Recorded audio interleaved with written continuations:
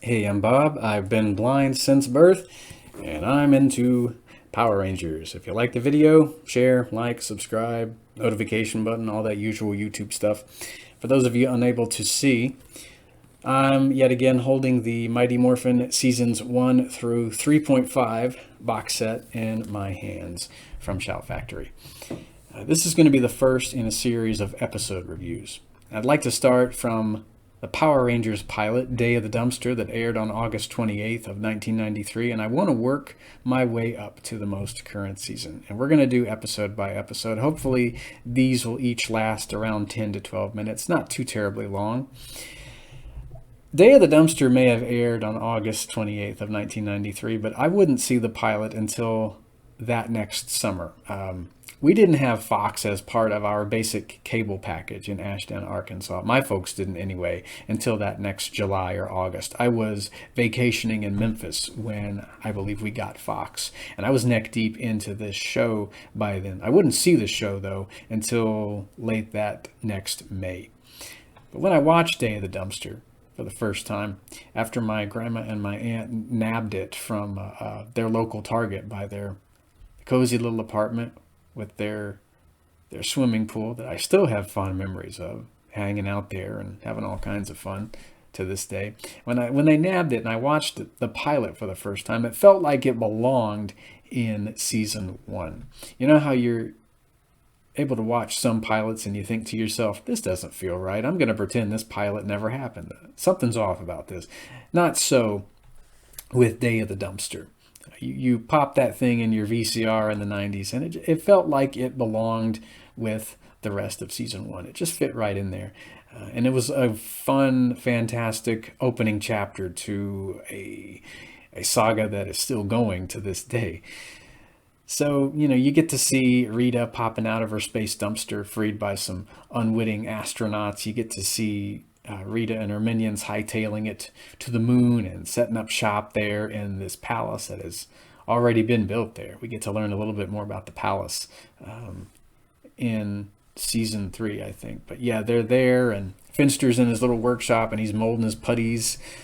And I always loved Finster when I was a kid. There was just something about his eagerness to please. He just seemed like such a happy-go-lucky little sculptor, terrier, dog monster kind of a guy. He was just happy to be doing what he was doing. He was always so eager to show Rita whatever he was working on at any particular day and time. It's always like, oh, this monster is so exciting. Let me show you what it can do. And that one does this, and this one does that. And even though I'm underpaid and verbally and emotionally abused, I'm still going to do what I love. And he's just, I don't know, just constantly prattling on about making this and making that. And Rita can yell at him all she wants, but man, he's happy to be alive as long as he's making his monsters. And we get to see the 5 main protagonists for the first time, and it's just a typical Saturday in Angel Grove. And Jason's teaching his karate class. Kimberly's doing her gymnastics there, and Trini, I think, is participating in the karate class. You get to see Zach and Jason sparring a little bit. And these guys, in spite of what some 90s support groups, some 90s parents will tell you, these kids are not bullies. These kids, these 5 main protagonists, are the most straight arrow, straight A students you could ever hope to run into at any junior high or high school ever. I mean, any stressed out junior high or high school teacher would probably pay to have these kids in every one of their classes. And I mean, that's just the kind of fictional characters these kids were. I never understood why someone could sit down and watch this show and just take, little things out of context and be like, oh, this show's evil. Why, these kids are going to make my kids go out and hurt people. I'm not going to let my kids watch this. I mean, I don't even know if they actually sat down and watched an entire episode, because you'd see these kids doing Big Brother, Big Sister mentor programs. You saw them doing school projects to help the homeless, to feed the hungry. these kids were the types of kids that would build up their peers rather than tear them down. Bulk and Skull were, your typical high school bullies, but they weren't very good at bullying.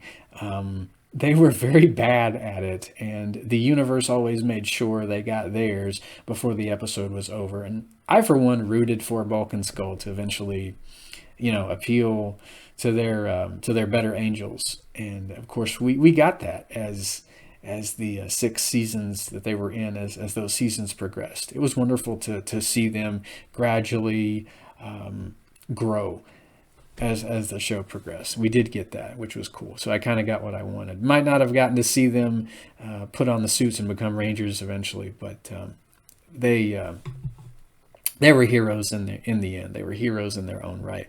But the kids get to the command center because Rita causes an earthquake. She's making her presence known. And when I was watching the pilot for the first time, I thought, when Zordon asked them, do you guys want to morph? Do you want the powers of the dinosaurs? Do you want to save the world from this ancient sorceress named Rita? I thought the kids would jump at the chance, but, I didn't see this coming, no pun intended. They just walked out. Jason wanted to stay. He thought maybe they could make a difference, but he didn't argue with the others, and they walked out into the desert. They were going to go back to Angel Grove on foot.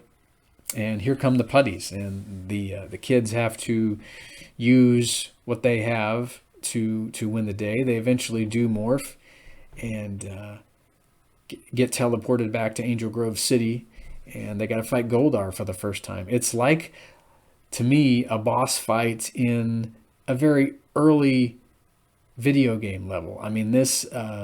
you don't even know how the controls work yet. But here comes a big, bad boss. And Goldar's not your typical monster of the week that blows up whenever they slash him with the Megazord's power sword. This guy's a seasoned general. He's been around for over 10,000 years. He's probably conquered myriads of worlds by this point, and the kids see him grow for the first time. They have to summon their Zords. They have to turn into Megazord tank mode. They're sitting there blasting him with their cannons, but he's not having any of that. They have to go into battle mode, and Goldar and Megazord are just trading blows. Kids are hitting him.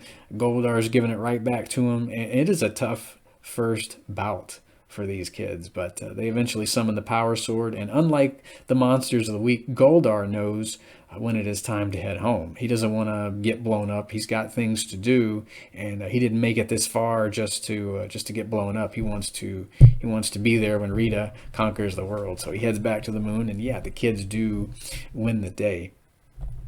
And that is basically Day of the Dumpster in a nutshell. It is quite a fun opening chapter to an epic journey that is still going on to this day. And hopefully we'll get to the most current season. I would love to review every single episode. I can't show clips. I don't want to get copyright claimed. I can at least talk about it for 10 to 12 minutes. You can watch Mighty Morphin on Netflix or dust off your Shout Factory DVDs. You can buy all the episodes from Mighty Morphin to, I would say, maybe Ninja Steel on Amazon Prime. But yeah, that's Day of the Dumpster. Next time we will be talking about High Five. That's the second episode. It's one of my favorites. It spotlights the late, great Thuy Trang, who played Trini, our first Yellow Ranger.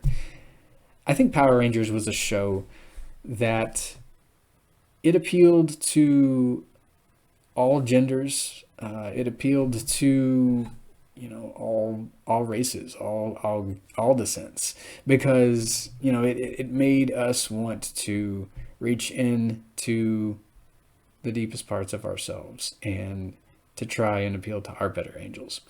I was never inspired to go out and bully and intimidate. I always wanted to be the best I could be, and I think it inspired a lot of young girls in the 90s, probably still does to this day.